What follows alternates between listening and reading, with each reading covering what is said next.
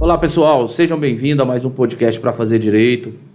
Hoje estou na presença do Dr. Eliezer Borges, advogado, especialista em balística forense, e a gente vai tratar especificamente sobre a questão do armamento e das novas legislações que estão entrando em vigor, decretos que estão sendo derrubados, como que está a situação hoje para a pessoa adquirir e ter seu porte de arma, ou ser um CAC para poder praticar atividade esportiva com arma de fogo.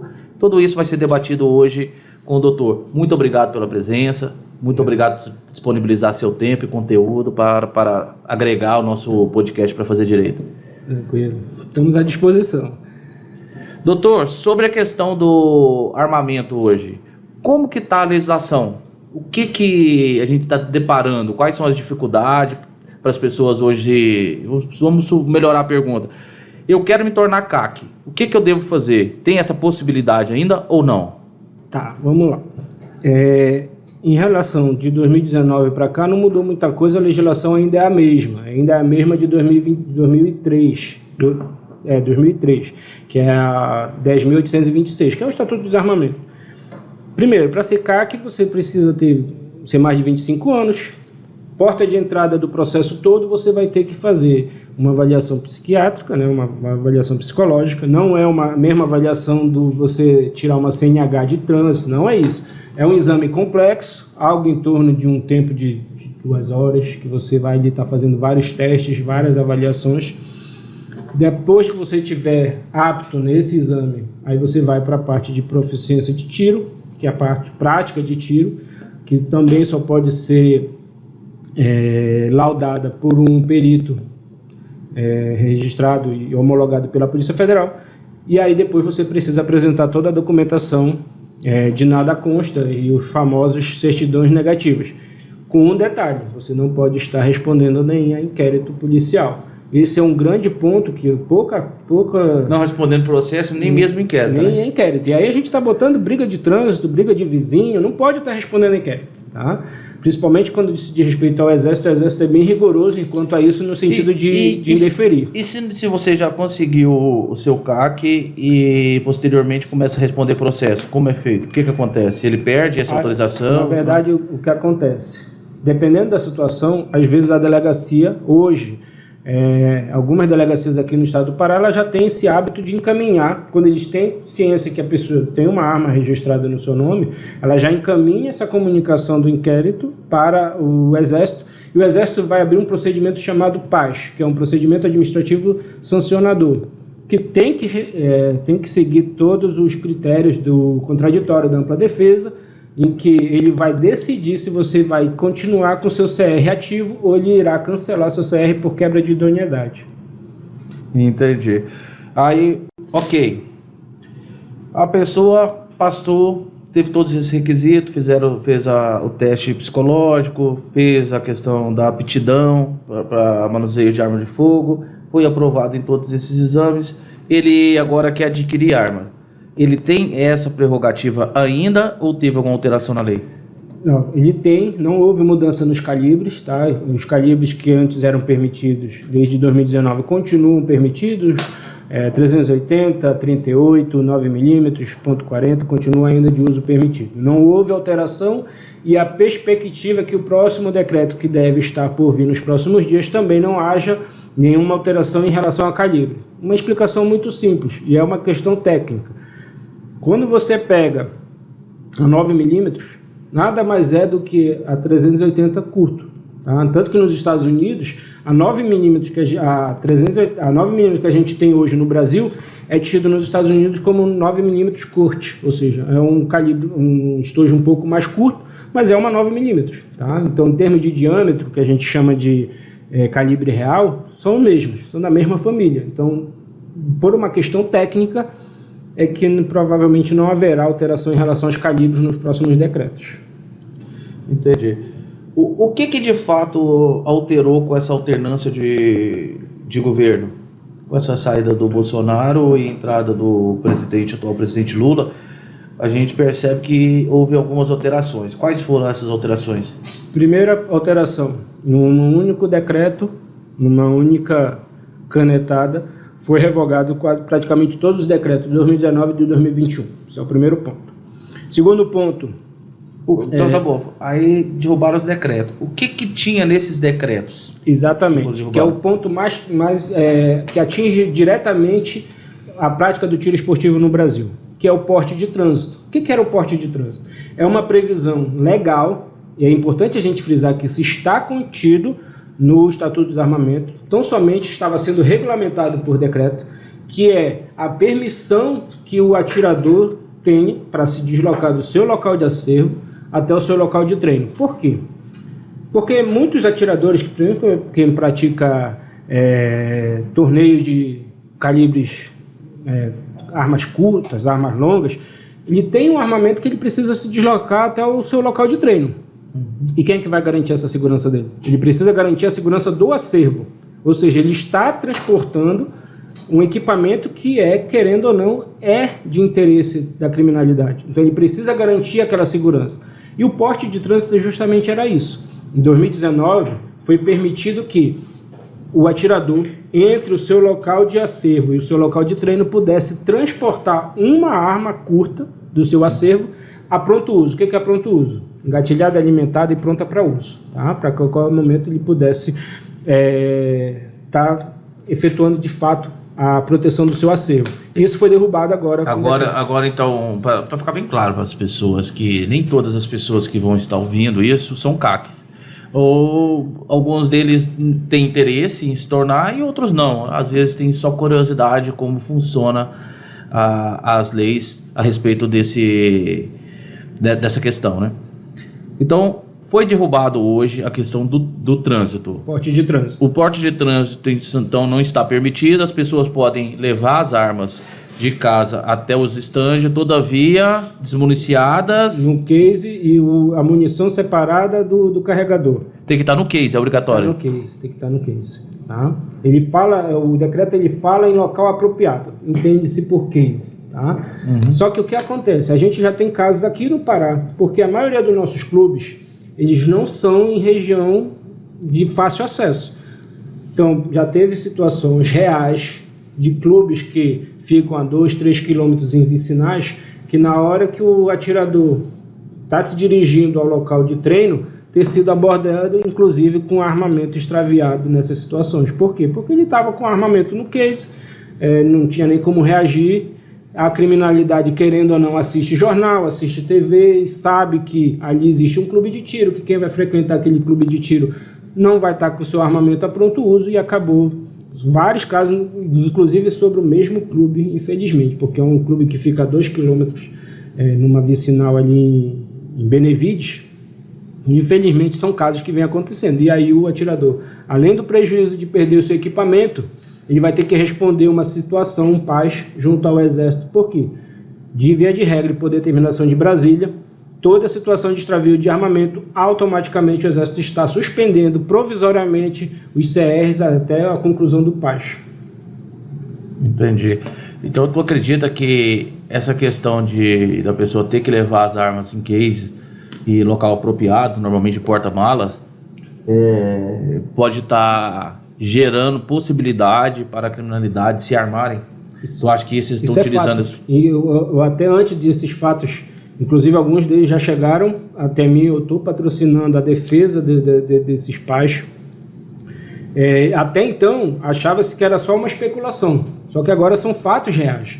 E quando a gente começa a buscar informações, a gente vê que são fatos reais, Brasil afora.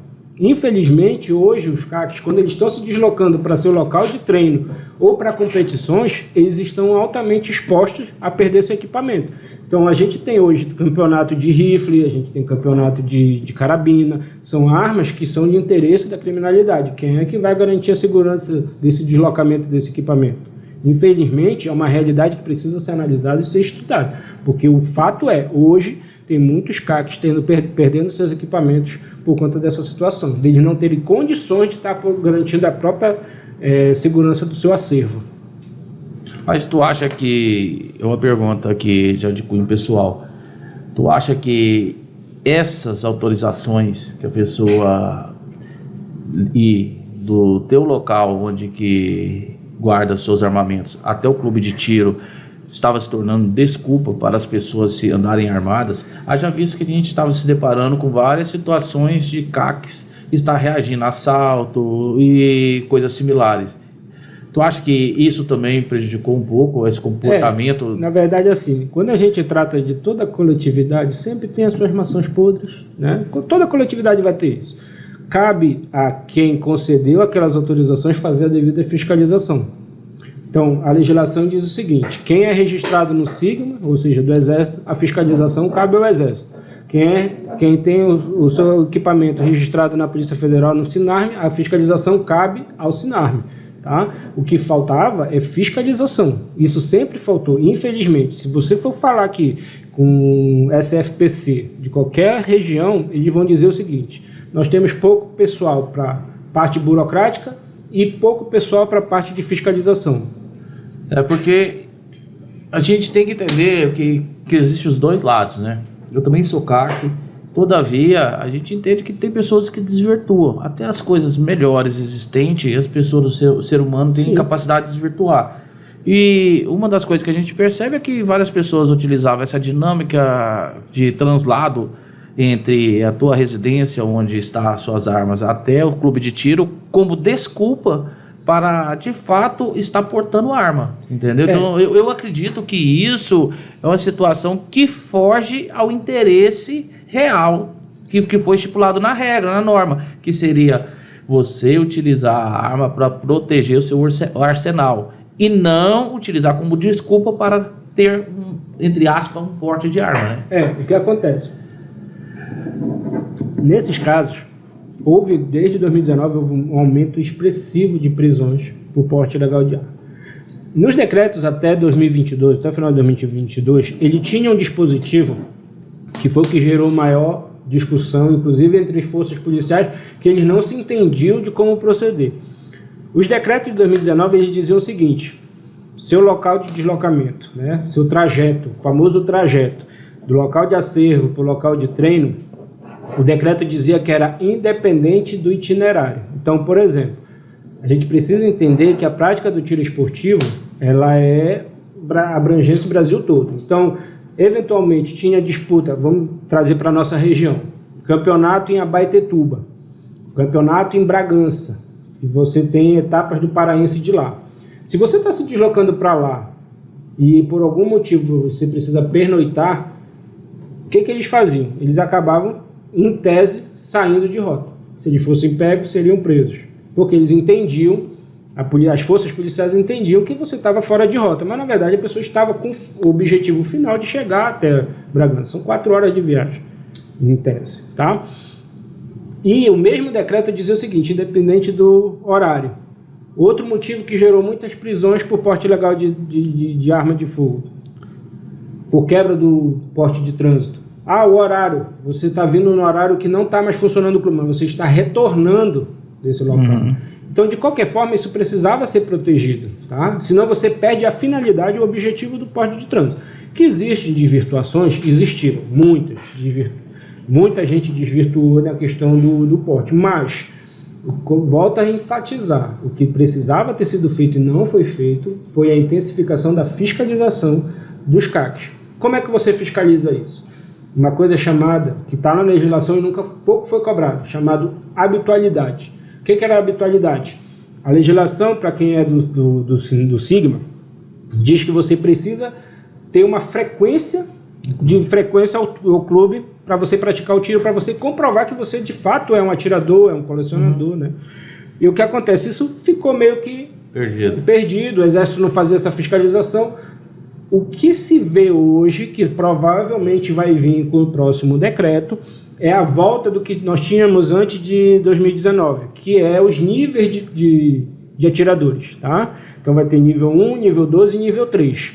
Isso tudo tem relação com o quê? A quantidade de munições que você vai usar, a quantidade de horas que você vai frequentar o clube, a quantidade de campeonatos que você vai participar. Se você é do campeonato regional, nível 1, aí você tem direito a determinados calibres e determinadas quantidades de arma.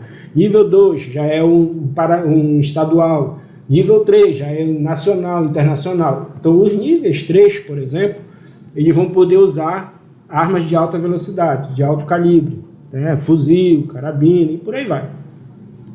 Ou seja, depende muito da sua habitualidade enquanto atirador, porque a gente nunca pode esquecer que a prática do tiro esportivo é um esporte olímpico. Tá? E existem campeonatos seríssimos, inclusive patrocinados por multinacionais, que são as fabricantes de munição, Taurus, tem os seus atletas profissionais, tem gente que vive do tiro desportivo. Tu não acha que foi utilizado uma narrativa um tanto quanto perigosa, que eu acho que mudou, desvirtuou muito até mesmo a questão do CAC, pela postura geral, que falando muito em armamento, temos que armar a população. Aí eles utilizaram, ao meu entender, o CAC como uma forma de armar a população. Isso pelas narrativas utilizadas. Então, ou seja, eu acho que desvirtuou a questão do CAC. Por isso que o CAC se tornou uma referência ali um pouco política. Tu não tem essa percepção, não? Olha, o que acontece? Quando ele fala da questão de armar a população, isso é uma narrativa que nunca, na prática, você não consegue se confirmar. Vou te dizer por quê. Primeiro, se você for fazer uma extração da população, quem não responde a inquérito, quem nunca bateu um carro e responde a um inquérito por causa disso? Quem nunca brigou com o vizinho, quem nunca brigou com o irmão e responde a inquérito? Você já começa a fazer uma linha de corte aí. Tá? Quem, por exemplo, responde a processo criminal, lógico. Aí você já faz uma outra linha de corte. Quando você pega os valores dos equipamentos, dos armamentos, você já faz uma outra linha de corte. Não, mas não é isso. Entendeu? O que eu quero dizer é o seguinte: quando a gente fala em armar a população, como que deveria ser feito isso? Através do porte. Porte de arma. Do porte ou da posse, né? Da porte. Tipo assim, liberação do porte de arma, né? Para a pessoa.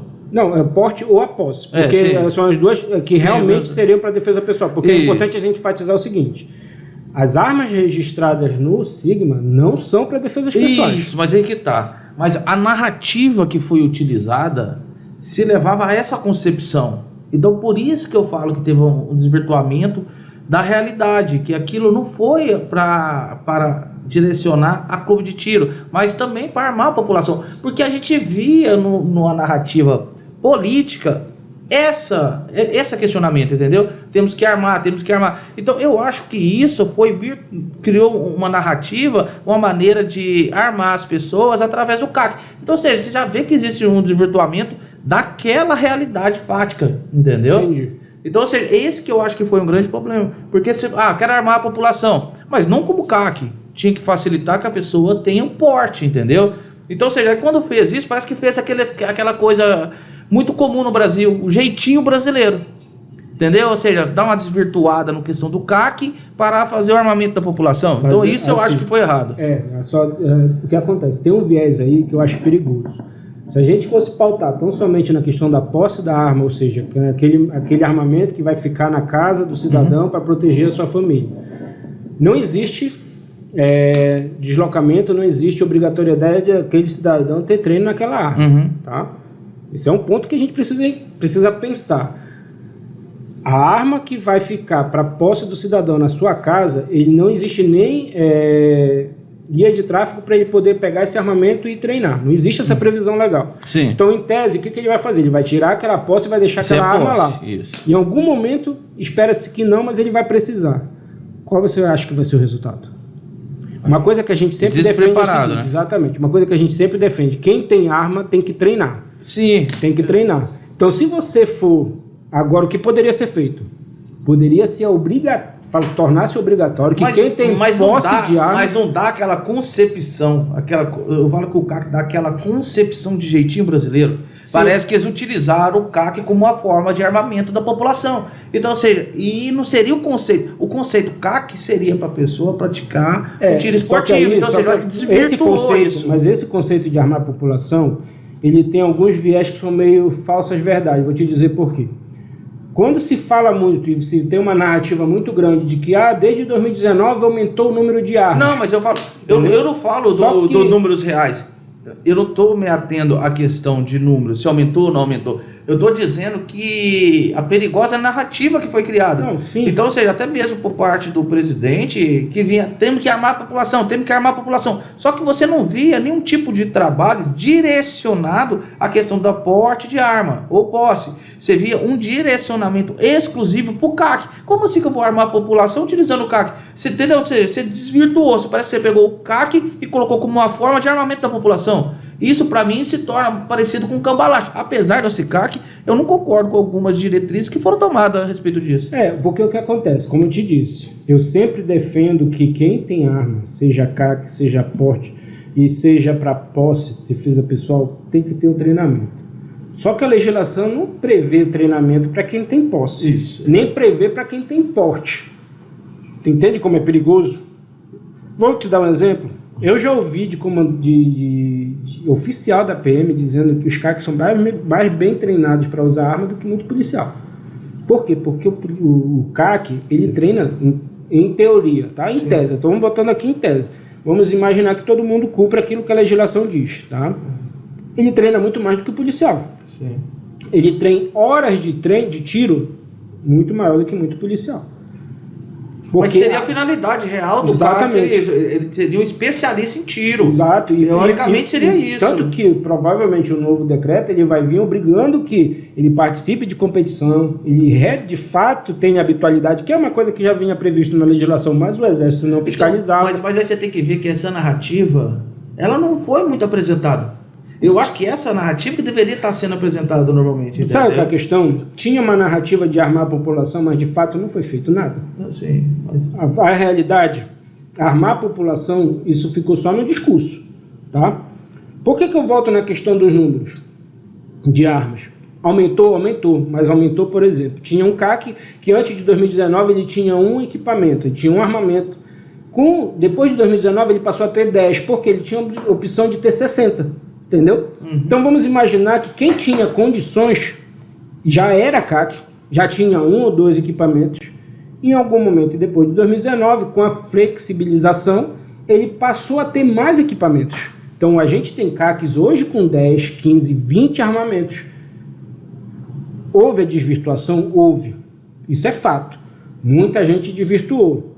Mas volta a dizer, desvirtuou por falta de fiscalização. Porque o CAC também tem colecionador, então o número de arma por colecionador... Só que quando você pega quem cria a narrativa de que houve um oba-oba desde 2019 em relação ao armamento, ele esquece de fazer a discrepância desses números.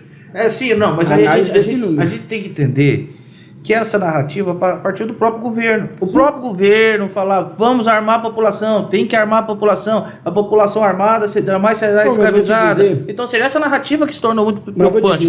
O governo anterior chegou a ser, ele era muito cobrado pelos próprios correligionários que cobravam justamente isso. Porque uma coisa que foi dita, por exemplo, lá atrás, que era o seguinte, vamos reduzir os impostos dos armamentos. Não foi feito. Vamos facilitar o acesso financeiro às armas. Não foi feito, entendeu? A legislação praticamente não mudou, se legislou por decreto e criava-se uma insegurança jurídica muito grande. Muitos foram presos por entender e interpretar errado a questão dos decretos, ou seja, de fato mesmo, uma legislação que pudesse ter um acesso às armas. Da segurança jurídica para as Exatamente, pessoas. Entendeu? A gente vive desde 2019 uma insegurança jurídica muito grande em relação ao acesso às armas. Isso gerou com que muitos cidadãos que nunca tiveram problema com a justiça hoje respondam a porte ilegal de arma de fogo. Hoje, por exemplo, já não consegue mais tirar o seu CR porque já responde a um processo. Então são várias situações que se gerou por uma insegurança jurídica, por de fato a gente não ter um instrumento normativo, ou seja, não ter uma lei de fato que regulamentasse o Estatuto de Desarmamento. Não houve nenhuma alteração de fato no Estatuto de Desarmamento, que é isso que faltou e é isso que era cobrado, mas infelizmente o Congresso, de um modo geral, desde 2019, não pensava da mesma forma que as narrativas criadas. Então era muito mais narrativa do que fatos, entendeu? Então aí, a gente se deparou agora com a alternância de governos e com a questão da revalidação, né, das autorizações e averiguação de armas. Esse decreto que estipulou isso, como foi feito? As pessoas, explica para o pessoal, as pessoas que fizeram essa revalidação, elas agora podem transitar normalmente, desde que esteja com armamento em local certo, cumprindo as normas. E as pessoas que não fizeram, que esqueceram, como que fica? E outra coisa que é muito interessante sobre isso, essas pessoas que fizeram e não fizeram, elas respondem por alguma atividade criminosa ou não? Pois é, a gente vamos por parte. Primeiro que o decreto, o 11.366, eu vejo com alguns viés de ilegalidade, tá? Por que eles têm uns viés de ilegalidade? O Estatuto de Desarmamento, ele prevê 2 sistemas de registro de arma no Brasil. Da APF, que é o SINARM, Sistema Nacional de Armas, para a defesa pessoal. Ali são as posses e o porte de arma. E do outro lado, o Sistema de Gerenciamento Militar de Armas, que é o SIGMA, que é pelo Exército. E esse é o CAC, o atirador, caçador e colecionador. A legislação é muito clara em dizer qual é a competência de cada um desses órgãos.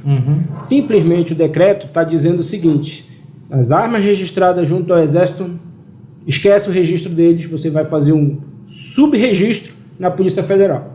Não tem previsão legal para isso.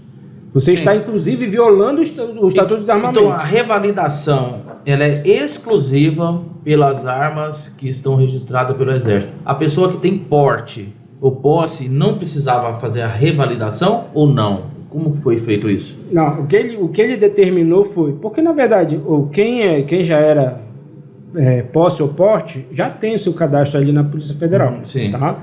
Só quem era CAC. Quem era CAC tinha que fazer essa revalidação. Tá? Agora, quem perdeu o prazo? Aí a gente entra num outro confusão jurídica. Tá? Por quê? Porque há quem entenda que esse registro, você não pode simplesmente por decreto tornar a tua conduta um crime, tá? Em tese você não pode fazer isso, isso tem que ser por lei. Então, com base nisso, tem muitos CACs que estão recorrendo à justiça através de mandado de segurança. Para quê? Para não fazer o recadastro? Não. Para que a Polícia Federal aceite fazer o recadastramento daquelas armas. Por quê? Primeiro, aquelas armas são de origem lícita, são de origem legal, então somente uma situação burocrática você não fez um recadastramento. Nesse recadastramento, é analisado novamente se a pessoa está respondendo a qualquer tipo de processo? Não. É só meramente para registro. Exatamente. Só que o que acontece? Ainda está, até sair um novo decreto que vai determinar a validade dos registros, né? Hoje, a cada 10 anos, você tem que refazer todo aquele conjunto de documentos. Senão também enquadra com ilegalidade das armas. Exatamente. Tá. Então, existe também uma viés de que esse tempo seja reduzido, ou para 5 ou para 3 anos. Tá? É o que o grupo de trabalho vem falando, vem estipulando e vem especulando de que haja uma redução no tempo de validade dos registros. Aí a cada 3 ou cada 5 aí que for determinado, você vai ter que fazer tudo novamente.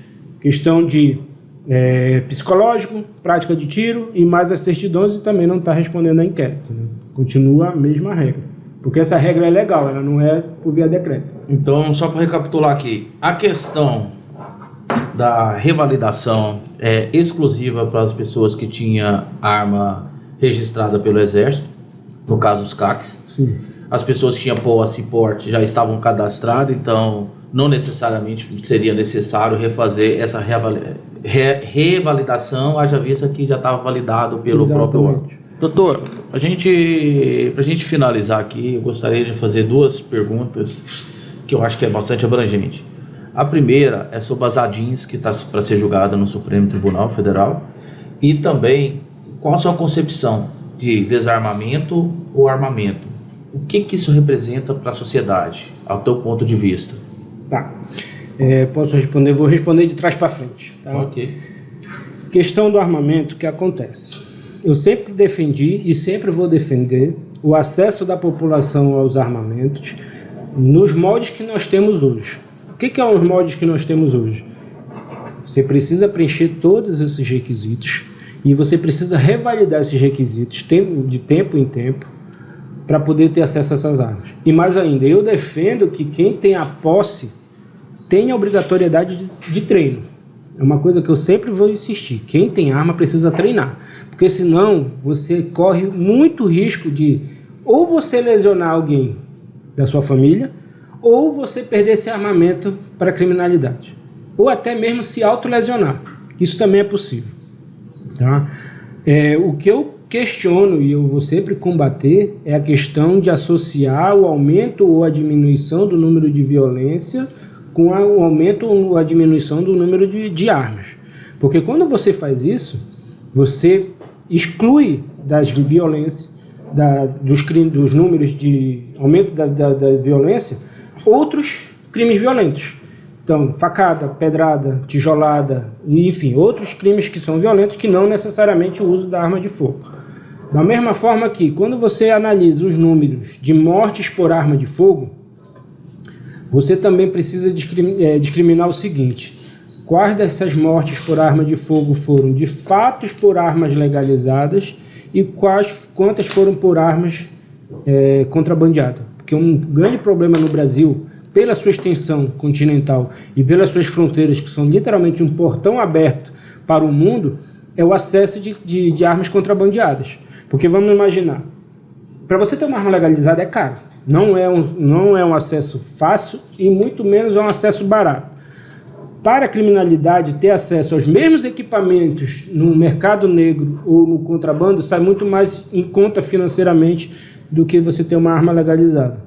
E esses números de mortes violentas por arma de fogo, eles precisam ter esse viés discriminatório para dizer o seguinte: X números foram por armas legalizadas e X números foram por armas contrabandeadas, para que a gente possa ter um parâmetro real, se fazer correlação entre o número, aumento de acesso às armas, com o aumento da violência ou a diminuição da violência. Isso é um ponto que é importante. E o que eu entendo? O cidadão que se propõe a ter uma arma para sua defesa pessoal, ele precisa ter a consciência seguinte, e é uma coisa que eu sempre falo, quando eu faço júri, eu sempre afirmo isso. Quando o cidadão vai puxar o gatilho, ele precisa ter em mente o seguinte: ele está decidindo a vida dele pelos próximos 30 anos, para o bem ou para o mal. Tá? Ele precisa ter essa consciência de que ele precisa ter responsabilidade ao utilizar aquele equipamento. E aquele equipamento possui regras para você usar. E se você não seguir aquelas regras, provavelmente você terá sérios problemas para resolver junto à justiça ou até mesmo em relação à segurança da sua família ou à própria. Porque é um equipamento que é letal, isso é fato. Dificilmente você trata de ferimento com arma de fogo que não tenha o viés de risco de morte. Tá? Esse é uma grande questão. Tiro na perna, tiro na mão, são os mais letais. São as zonas do nosso corpo que são mais letais. Mas muita gente fala e defende tiro na perna. Passa femoral, que em questão de minuto a pessoa morre. Às vezes mesmo você fazendo torniquete. Tá? No braço, a mesma coisa que a braquial. A veia braquial se lesionou, estourou, questão de segundo a pessoa vai morrer por choque hipovolêmico. Então são situações que muita gente que não conhece o acesso às armas defende, que quem usa precisa ter. Então quando eu falo de treinamento para quem tem arma, não é só o treinamento prático, mas é o treinamento teórico também. Seja uma outra coisa que eu sempre defendo: quem tem arma, ele teria a obrigação de ter um treinamento chamado APH, que é atendimento pré-hospitalar. Saber fazer o uso de torniquete, saber fazer o uso de preenchimento, saber fazer o uso de estancamento de sangue. Ou seja, saber fazer que naquela situação você às vezes não tem tempo para ter um atendimento médico suficiente, que você pode inclusive via óbito. Então precisa quem tem a arma, principalmente quem frequenta o estande de tiro, tem esse conhecimento.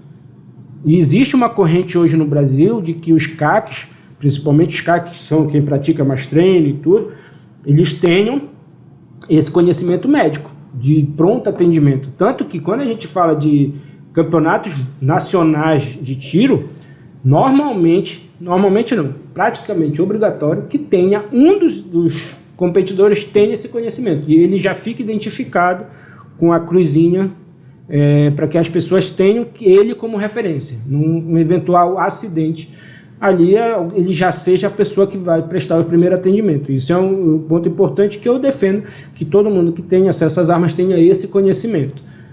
Em relação à questão das ADINs, nós temos 3 ADINs que foram julgados, que é a 319, 6119, a 6139 e a 6466. Basicamente, ele está dizendo o seguinte, que no caso de posse de arma, o STF entende a nível constitucional hoje que a efetiva necessidade, que de 2019 para cá era meramente declaratório, você preenchia um documento de efetiva necessidade, eu preciso de arma para proteção da família, ponto, ela era considerada válida e suficiente para ser concedido sua posse, tá? Hoje o Supremo diz o seguinte, você precisa comprovar. E aí ele não limita. Então você pode comprovar, seja por dados, seja por boletim de ocorrência de ameaça, sua casa já foi invadida, você já teve carro roubado. Então são situações que você efetivamente só vai precisar comprovar, tá? Melhorou, piorou? Depende muito do ponto de vista. Eu entendo que melhorou. Você faz uma comprovação, ele não limita a sua comprovação e a posse é autorizada. Um outro viés que o Supremo decidiu foi na questão das armas de uso restrito, que elas são agora exclusivas para a área de segurança pública e segurança nacional. Isso não mudou, porque sempre foi assim. A questão dos CACs, em especial os caçadores, é uma questão excepcional. Por quê? Aí já é uma questão sanitária. Porque quando a gente fala, por exemplo, de caça ao java-porco, que é o javali e é autorizado por lei a ser abatido, se você fizer com arma de baixa velocidade, ou seja, arma de uso permitido, você vai gerar um sofrimento ao animal que é desumano. Então você precisa, para fazer o abate do java-porco, que são animais que pesam algo em torno de 200 quilos, você precisa de um armamento de alta velocidade. Então, esse é um outro viés que nós estamos aguardando o decreto para que ele venha mensurar e analisar como é que vai ficar a situação dos caçadores, por ser uma questão sanitária. Inclusive, é uma situação que ela vai atingir diretamente a agropecuária. Talvez não seja uma realidade do nosso estado, mas a nível de sul e sudeste, que eles têm essa questão, esse problema muito do java-porco, ele destrói as lavouras em poucos minutos. E aí é uma manada. Se você perder um disparo ali, para você conseguir o outro, você vai precisar de mais tempo. Então, são situações que precisam e vão ser analisadas pelo próximo decreto. Tá? E a última, que é o 6466, esse eu acho que a interpretação ela tem que ser um pouco mais positiva. Tá? Que o Supremo diz o seguinte, e aí já uma interpretação constitucional, que o cidadão pode ter a quantidade de munições necessárias à sua segurança pessoal. Então, o que o Supremo está dizendo? Que eu posso usar a arma de fogo como defesa pessoal, que era uma situação que a gente não tinha previsão constitucional. O Brasil, por incrível que pareça, a previsão de arma para defesa pessoal era uma previsão infraconstitucional no Estatuto de Desarmamento, mas previsão constitucional a gente nunca teve.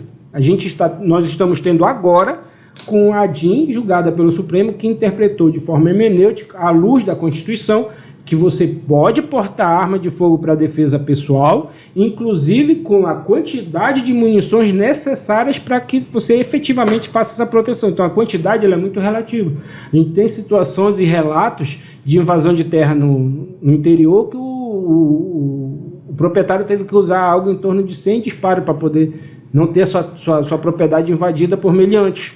Então a quantidade é muito relativa, tá? Mas o Supremo disse, quanto você precisar para garantir a sua segurança, você tem essa autorização. Então, se a gente for olhar a história do copo meio cheio e meio vazio, a decisão do Supremo é louvável. A gente precisa interpretar de forma positiva a interpretação do Supremo. Hoje o Supremo diz, à luz da Constituição, você pode ter uma arma de fogo para sua defesa pessoal, inclusive com a quantidade de munições necessárias para garantir a sua segurança. É isso que ficou interpretado pelo Supremo. De um modo geral, a maioria dos decretos que ele analisou já tinha sido revogado pelo decreto 11.366 de 1º de janeiro de 2023. Então, meio que ficou tanto que nos votos divergentes se levantou a perda do objeto, porque estava se analisando decretos que já tinham sido revogados, mas ainda assim o Supremo prosseguiu na análise das ADINs, e aí chegou nessas 3 interpretações. Doutor, mas deixa eu só reiterar aqui uma pergunta.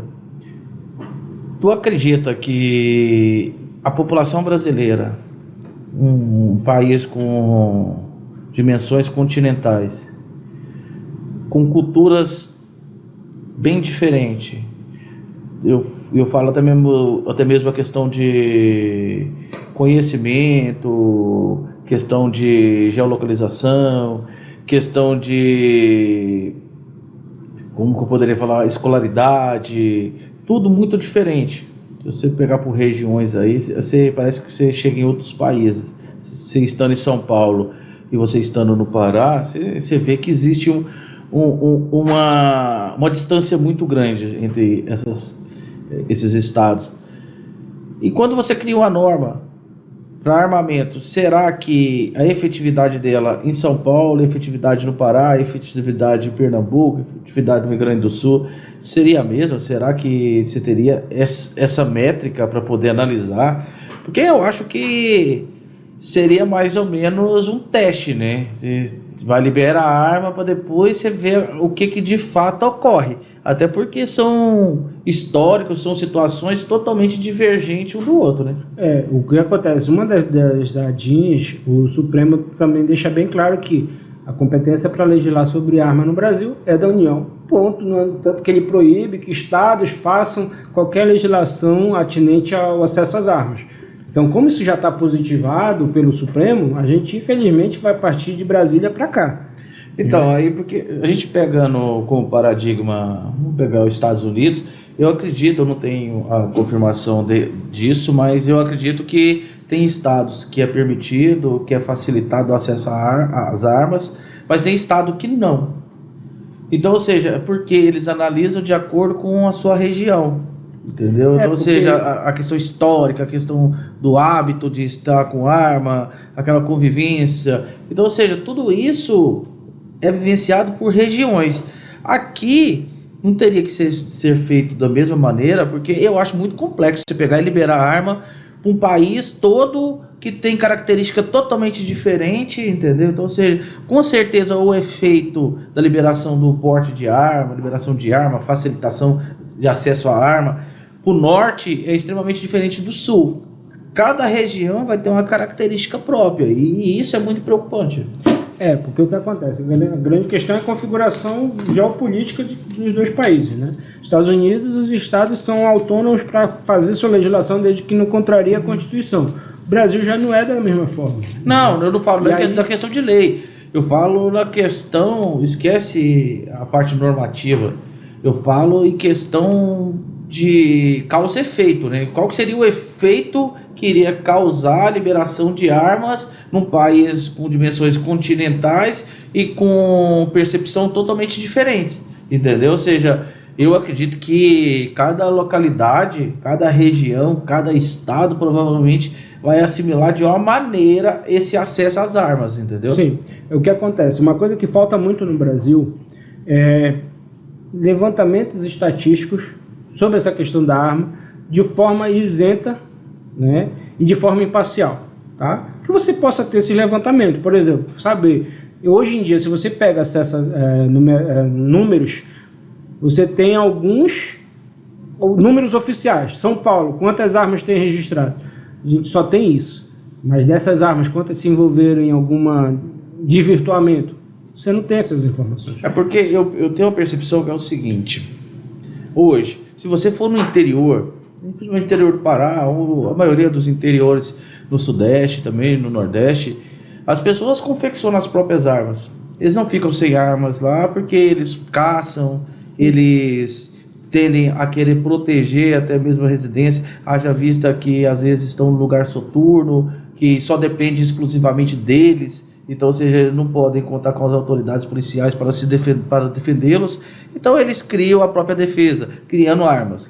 Então, ou seja, eu acredito que nesse cenário eles já estão mais aptos a recepcionar a questão de armas, entendeu? Sim. E quando você libera no local como capitais, eu acho que já é mais preocupante, já não tem a mesma percepção, entendeu? As pessoas não têm tanto convívio com aquilo. O que acontece? A questão da segurança, eu acredito que a percepção da necessidade de você garantir a segurança, seja sua ou da sua família, eu acho que independe do local, entendeu?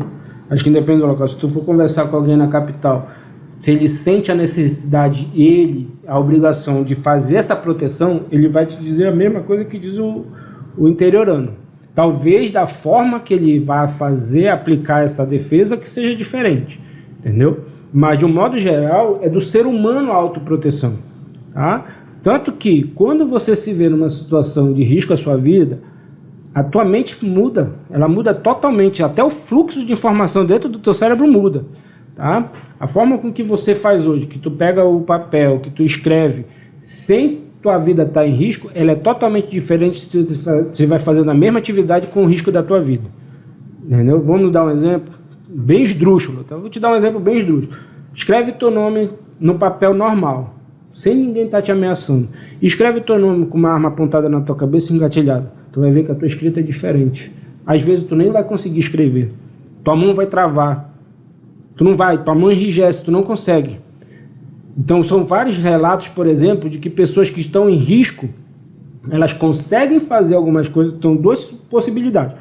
Ou você tem atividades que você normalmente não teria, corre mais, pula, carrega, tem mais força, ou você literalmente vai travar. E isso também é científico, tá? Como é que se percebeu isso? Na Primeira Guerra Mundial. Os americanos começaram a estudar os jovens americanos que tinham ido para a Primeira Guerra. E eles chegaram à conclusão de que a maioria dos jovens, eles travavam no campo de batalha. E aí eles precisavam que os mais antigos veteranos pudessem ir lá para resgatá-lo. O que os Estados Unidos fez após a Primeira Guerra? Ele começou a investir naquilo que o jovem mais fazia nos Estados Unidos. O que era? Videogame e indústria cinematográfica. Foi quando surgiu o Rambo, foi quando surgiu os jogos de primeira pessoa, Call of Duty, Counter-Strike. Você já percebe a mudança na mente humana a partir da Segunda Guerra Mundial. Hoje, já na guerra do Afeganistão, a percepção do jovem americano é outra. Eles pedem para ir para a guerra. Eles têm sede de ir para a guerra. A maioria tem essa vontade, que lá atrás não se tinha. Então você percebe que a mente humana ela é moldada de acordo com o estímulo que você recebe. Então, na defesa pessoal, quando você fala de defesa da sua família, eu tenho certeza que se te perguntarem o que tu faria para defender a tua família, até mesmo a tua vida em risco tu colocaria. Qualquer ser humano é assim. Entendeu? Então, sim, mas aí porque a gente cai numa percepção perigosa. Veja bem, do mesmo jeito que você defende a questão do armamento, tem pessoas que vão ter informações com embasamento e com total conteúdo que desabone tudo que você fala. Só que a gente chega em alguns locais que a gente consegue ter maior relevância e maior unanimidade. As pessoas tendem a se converger para aquela situação. Quando eu falo na área rural, é uma coisa que as pessoas conseguem, todos eles, independente de viés político ou de questão de armamento ou não, da necessidade efetiva. Porque realmente é complicado o Estado estar presente ali para conseguir proteger aquela pessoa. Todavia, quando você se fala numa capital, aí acaba essa percepção. Fala assim, mas peraí, o Estado está aqui, está presente. Ele não está omisso. Por que essa pessoa tem que estar armada? E será que essas pessoas armadas dentro de uma capital traz mais benefício ou prejuízo? Então, existem esses dois viés que provavelmente os dois têm embasamento, mas nenhum deles, de fato, tem números para comprovar aquilo que se narra, entendeu? E isso também, eu tenho isso bem claro na minha mente, que se fosse para colocar o armamento aqui, aí sim a gente poderia enxergar o que de fato iria acontecer, entendeu? Você arma e depois visualiza o que de fato vai acontecer. Porque o efeito que se dará após isso vai surpreender muitas pessoas. Não é uma coisa que você consegue perceber antes de implantar, entendeu? Então, por isso que é preocupante. Pode ser uma coisa positiva? Pode. Mas pode ser uma coisa negativa também. Pode. E se for negativo? você vai conseguir depois desarmar essas pessoas? Então, ou seja, fica uma coisa bem perigosa. O que acontece? Quando a gente fala, por exemplo, antes do advento do Estatuto de Desarmamento, a percepção da população era outra em relação à arma. Não era algo, infelizmente hoje, depois de 2003 para cá, com o aumento dessas narrativas de associar número de arma com violência, com morte violenta por arma de fogo, enfim, fazer uma série de narrativas, muitas delas não pautadas em dados, né, ou dados pelo menos corretos. Hoje você percebe que a percepção da população de hoje é diferente da percepção, por exemplo, da população dos anos 2000, dos anos 90, dos anos 80, no que diz respeito às armas. Invariavelmente, por exemplo, eu lembro a gente andar na Mesbla e ver ali no exposto várias armas, a pessoa vinha, escolhia, ela pegava um papelzinho para apresentar na Polícia Civil, apresentava se quisesse, se não quisesse, ia para casa com aquele armamento. Isso era normal, tá? Então, se você pega a população de 90, 80, 70, a questão do convívio e a educação deles em relação à arma era outro. Sim. De lá para cá, se incutiu na mente de que a arma é algo nocivo. Só que a arma é algo nocivo quando ela é mal usada, assim como o veículo é nocivo quando ele é mal usado. Tem várias outras situações. Mas você não acha que... Vamos lá, quando você fala dos anos 90... até mesmo as grandes capitais, apesar que já estava desenvolvida, não tinha essa roupagem que tem hoje. Hoje é muito mais dinâmico, hoje é muito mais complexo que antigamente. Se você pegar os anos 90, a gente compararia até as capitais como algumas grandes cidades dos interiores. Então, ou seja, seria mais ou menos aquela roupagem que a gente está levando para o interior, entendeu? Do Estado está omisso, o Estado não está tão presente. Entendeu? Aí seria mais ou menos essa visão. Mas aí a gente entende o seguinte: o Estado, infelizmente, ele não tem como garantir a tua segurança individual. Sim. Por isso que o nome já é segurança pública. Ela é de um modo geral. Então, quando ele bota uma viatura na esquina, se tiver um assalto na rua anterior, o policial só vai conseguir saber da informação. Ele não vai conseguir garantir a questão da segurança. O que acontece? Existe uma coisa dentro da segurança pública que é a aparência da sensação de segurança. Uhum. E isso o Estado tenta fazer como? Enfiando um monte de viatura nas esquinas. Por quê? O cidadão está andando, tem uma viatura ali, ele acha que naquele entorno não vai acontecer. Só que os próprios policiais estão em risco. Porque, querendo ou não, a criminalidade, às vezes, ela é abusada. Ela investe contra os policiais e bate de frente com eles. Então, se eles batem de frente com o braço armado do Estado, o que ele não vai fazer com o cidadão que está desarmado? Porque vamos imaginar o seguinte: dependendo da situação do criminoso, se ele resolve trocar tiro com o braço armado do Estado, ou seja, o braço forte do Estado, que são os policiais que são ali a fronteira entre o caos e a população, é ali a força policial. Uma coisa que eu sempre defendo é que os policiais, eles são uma profissão que você sai de casa para defender aquele que amanhã ou depois vai te criticar. Mas deixa eu te fazer uma pergunta, vamos lá.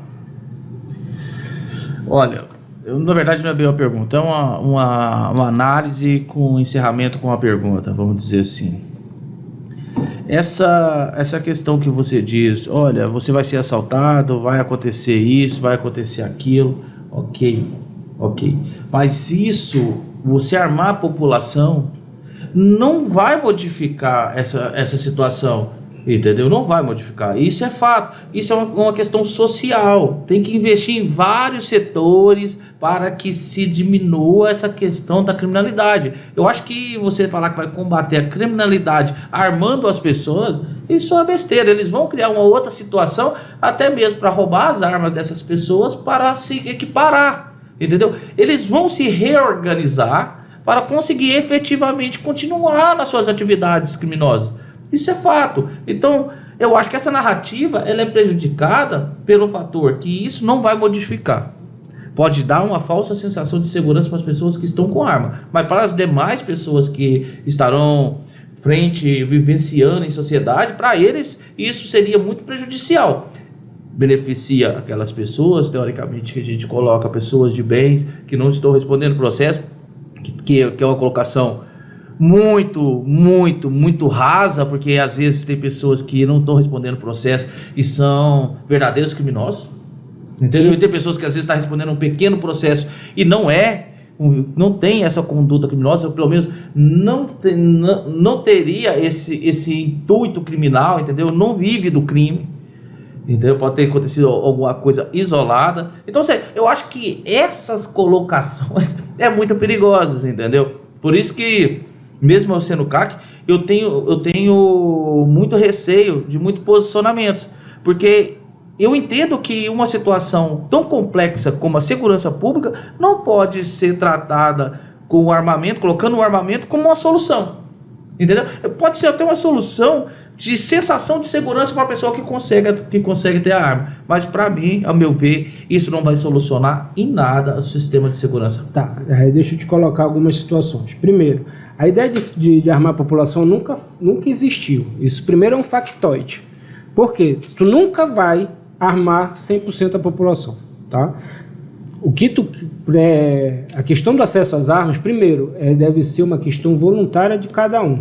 Se você quiser ter acesso às armas, você se submete a todo o regramento e aí tem acesso às armas. Se você não quiser, ok, é um direito seu, entendeu? Então essa questão de vamos ter que armar todo mundo, não existe isso. Primeiro, é um processo extremamente rigoroso e agora manter o seu armamento vai ser um processo mais rigoroso ainda, tá?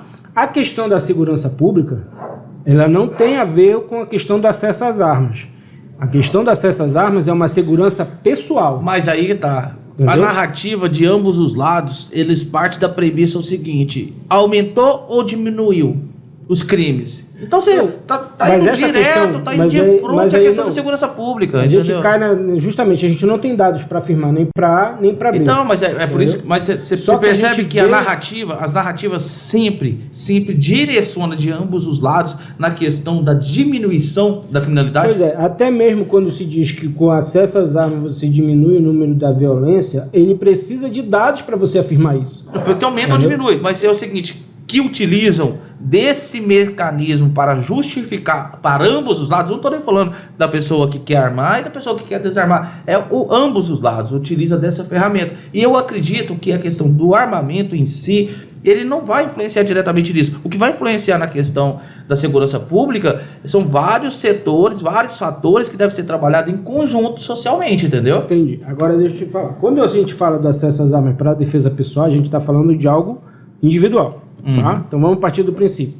Existe uma coisa dentro da balística que a gente estuda chamada incapacitação. Existe um viés da incapacitação que é a incapacitação psicológica. O que é incapacitação psicológica? É aquele momento em que, por exemplo, você vai ser abordado por um meliante, se você saca a arma, invariavelmente o que ele vai? Ele vai dar meia volta e vai embora. Sabe por quê? Porque o meliante não quer morrer. Se o meliante imagina que você possa estar armado, ele não vai invadir a tua casa. Isso é fato. Isso não é questão de segurança pública, isso é uma questão de lógica. Nenhum bandido invade uma casa sabendo que, por exemplo, vamos imaginar que ele saiba que um condomínio é cheio de policial. Tu acha que ele vai entrar naquele condomínio? Ele não vai entrar. Mas a gente tinha observado em tempos bem recentes que criminosos estavam direcionando ataques a pessoas vinculadas à segurança pública, pois estavam armados, para efetivamente conseguir armamento. E isso foi, não sei se continua, mas eu deparei com essa situação por várias vezes. Não, o que acontece? Tu está se referindo a um período pretérito agora que houve a questão de morte de policial. Não era para armamento, tá? O armamento era brinde. O armamento simplesmente era um brinde. Ali existia um direcionamento do crime organizado para exterminar o agente de segurança unicamente por ele ser agente de segurança. Tanto que a gente tinha relatos na época de agentes de segurança que foram alvejados desarmados.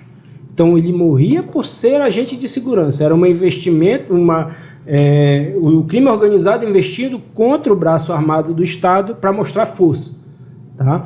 A questão do armamento era simplesmente o brinde. Está ali, pega como um adereço para ti e leva. Entendeu? Era isso, e eles mostravam dentro do seu meio aquele armamento. Peguei o armamento do policial tal. Então é isso que acontecia. Então o que acontece? Nessas situações, a investidura contra o Estado era uma demonstração de afronta do crime organizado. E isso, o que pesava naquela época? E hoje, até hoje pesa. Se você for conversar com a maioria dos agentes de segurança pública, o que pesa na cabeça dele?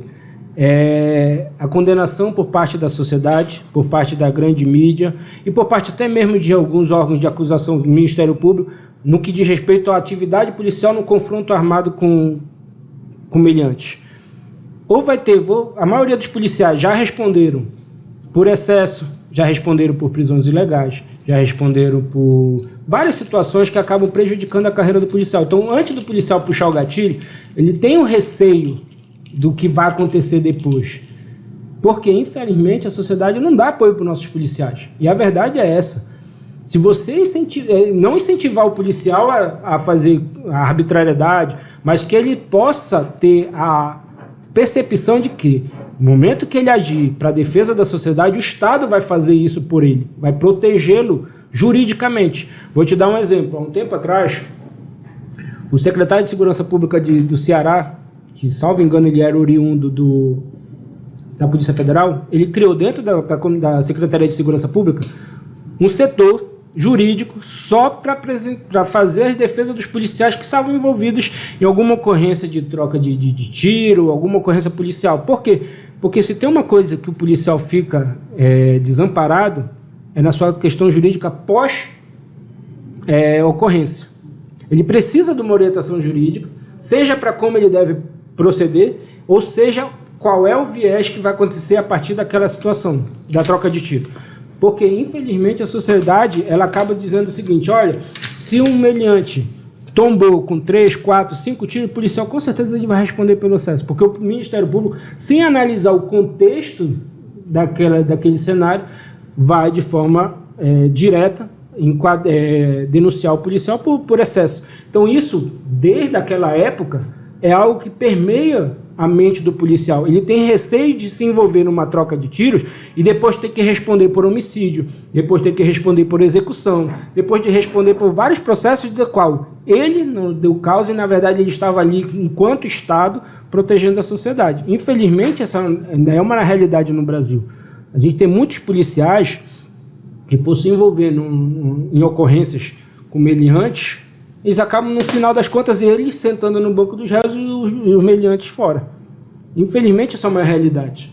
Ok, doutor, muito obrigado pela presença, por ter compartilhado, foi engrandecedor. Tenho certeza que o pessoal vai adorar, principalmente os CACs. Desculpe as perguntas aqui um pouco excessivas, mas é que eu tenho que levar as perguntas que seria questionada pelo público que nos ouve. Não, com certeza. O importante é a gente esclarecer, tanto de um lado quanto do outro, prestar informações técnicas fora de achismo, de ilações ou falsas percepções, mas sempre pautado numa ciência, porque é uma coisa que eu sempre defendo. A balística ela é uma ciência multidisciplinar que envolve física, química, biologia, anatomia, neurociência, principalmente a neurociência, que poucas vezes a gente estuda isso na questão do comportamento de quem anda armado, de quem usa o seu equipamento. Mas é importante justamente isso, a gente pautar as informações sempre em ciência. Obrigado.